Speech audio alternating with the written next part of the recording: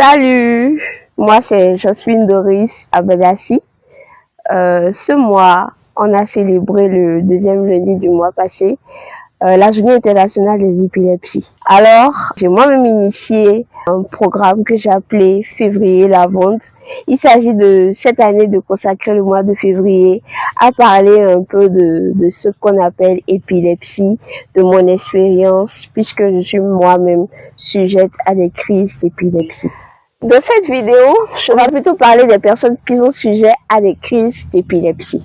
Parce que cette vidéo, elle est porteuse d'espoir. Je rapporte mon expérience, ce que j'ai vécu.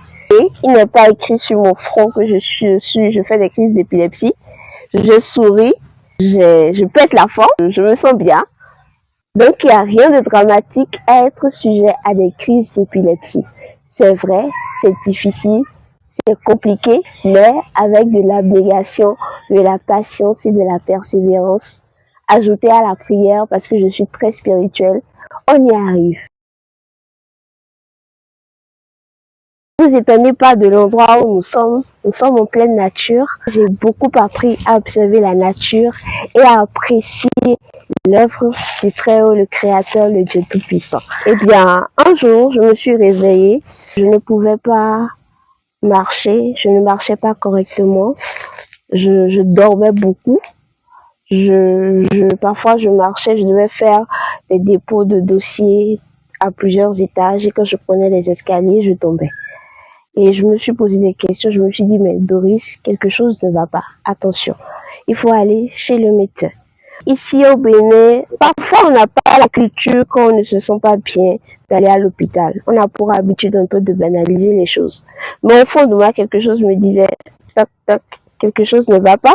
Parce qu'à un moment donné, j'ai commencé à ressentir comme des électrocutions dans ma tête. Je me tiens parfois la tête comme ça, tête baissée, j'ai très mal. Là, je me dis, non, ça ne va pas, il faut aller voir un médecin. Alors, je suis allée voir un médecin neurologue qui m'a demandé d'abord de faire un scanner, une IRM, une imagerie par résonance magnétique et un électroencéphalogramme. Ce sont des termes qui vont vous paraître compliqués parce que vous ne les connaissez pas. C'est vrai que j'étais un peu que scientifique, j'étais curieuse. Et la première fois où j'ai fait tous ces tests, j'étais étonnée. Je me suis dit, ben, tous ces trucs-là existent.